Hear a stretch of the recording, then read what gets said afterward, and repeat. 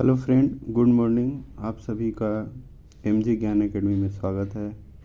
आज हम आपको आर्टिकल का महत्वपूर्ण अनुच्छेद बताने जा रहे हैं, जो कि Bihar SI, BPSC, SSC, UPSC, SSC GD, railway तथा सभी प्रतियोगी परीक्षा के लिए अति महत्वपूर्ण है।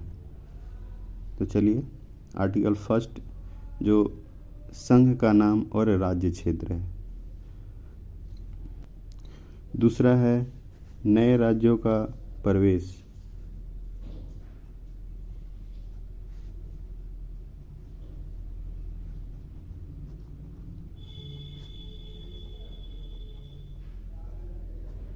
यानी कहने का मतलब कि विदेशी राज्य को अपने में मिलाना, यानी विदेशी राज्यों को अपने देश में मिलाना, ये आर्टिकल 2 कहता है।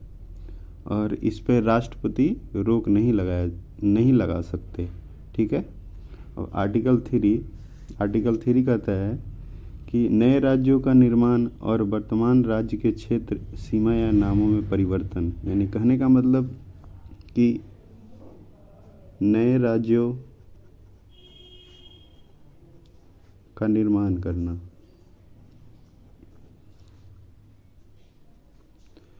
आर्टिकल 4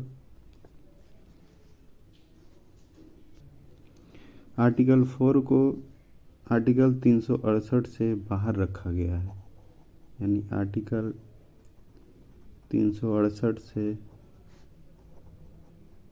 बाहर रखा गया है, क्योंकि यह विदेशी राज्य को मिलाया जाएगा या राज्यों को तोड़ा जाएगा, तो उसमें राष्ट्रपति पर वीटो नहीं कर सकता है।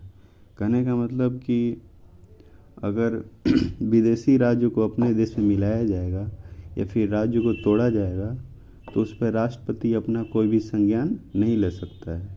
अगर वैसा करेगा तो राष्ट्रपति पर महाभियोग भी लगा सकता है।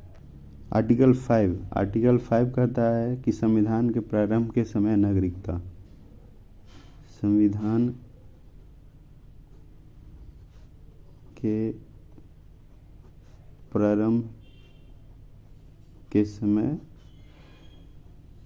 नागरिकता। उसके बाद है आर्टिकल 14 कहता है विधि के समक्ष समानता। विधि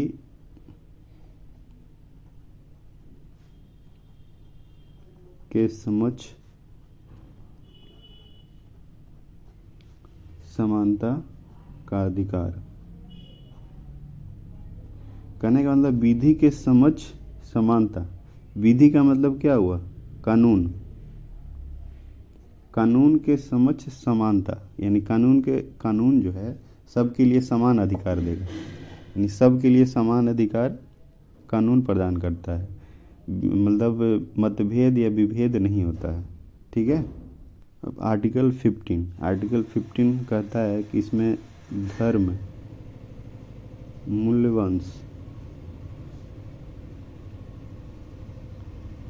मूल्यवंश, जाति,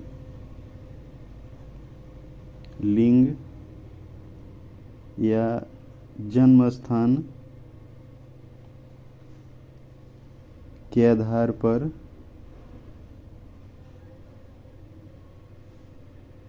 विभेद या प्रतिषेध नहीं करना। अब उसके बाद आर्टिकल 16 कहता है कि लोक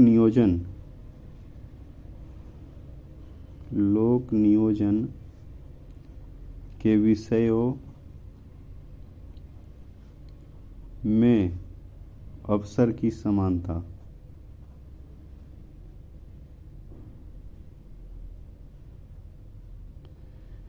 कहने का मतलब कि लोक नियोजन का मतलब नौकरी में किसी भी धर्म या फिर किसी भी प्रकार का कोई भी समानता नहीं होना चाहिए। सभी के लिए समान अधिकार होना चाहिए। आर्टिकल 17 कहता है अस्पृश्यता का अंत। अस्पृश्यता का अंत।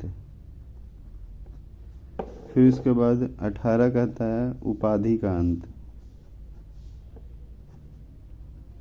उपाधियों का अंत। जैसे उपाधि का मतलब क्या हुआ? उपाधि जैसे कि रविन्द्रनाथ टैगोर को नाइटहुड की उपाधि दिया गया, या फिर महात्मा गांधी को महात्मा की उपाधि, तो इन सभी को हटा दिया गया। ये सब अब उपाधि में जो उपाधि जो होता है वो सब को हटा दिया गया, यानी अंत, यानी ख़त्म कर दिया। अब किसी को उपाधि इस तरह का नाम दे के नहीं दिया जाएगा। तो आर्टिकल 18 में यही कहता है। फिर उसके बाद है आर्टिकल 19। आर्टिकल 19 संविधान की रीढ़। आर्टिकल 19 को संविधान का रीढ़ कहा जाता है, जिसमें बोलने की स्वतंत्रता, सभा करने की स्वतंत्रता, यानी कहने का मतलब कि आर्टिकल 19 संविधान का रीढ़ कहा जाता है, जिसमें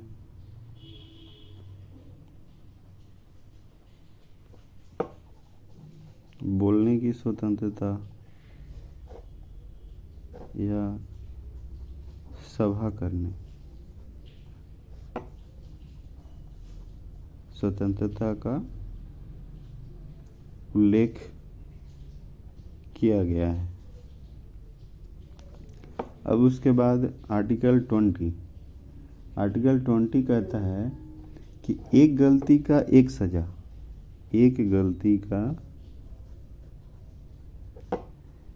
एक सज़ा होना चाहिए। एक गलती का एक सज़ा, और सज़ा उस समय का होना चाहिए जिस समय, माने सज़ा उस समय होना चाहिए उस समय का कानून, जिस समय का कानून बना हुआ है। जैसे कोई भी व्यक्ति को 2015 में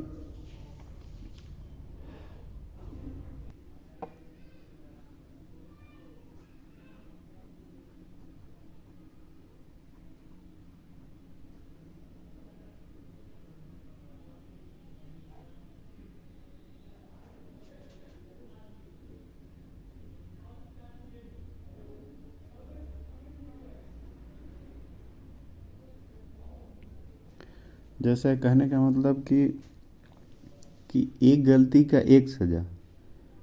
जैसे किसी भी व्यक्ति को अगर 2010 में या 2015 में उसे अपराधी माना गया, तो उस समय जो कानून था उसी के कानून के अनुसार अगर 2022 में उसे सज़ा दिया जाएगा, तो 2015 के कानून के अनुसार ही उसे सज़ा दिया जाएगा, ना कि 2022 के कानून के अनुसार।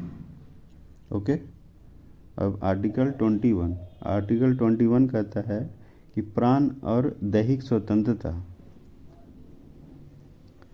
प्राण एवं दैहिक स्वतंत्रता कहने का मतलब, प्राण एवं दैहिक स्वतंत्रता कहने का मतलब कि उसका जीवन, यानी किसी भी व्यक्ति का जीवन नहीं छीन सकते, या फिर विदेशी भ्रमण के लिए नहीं रोक सकते, या फिर निजता का अधिकार। निजता का अधिकार मतलब किसी भी व्यक्ति का प्राइवेसी नहीं छीन सकते। ठीक है। तो आर्टिकल 21 कहता है, 21 का क कहता है कि इसमें 6 से 14 वर्ष के बच्चों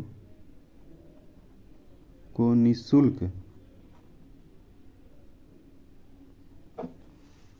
निःशुल्क और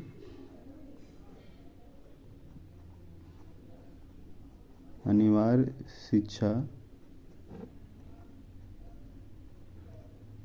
शिक्षा का अधिकार। ठीक है।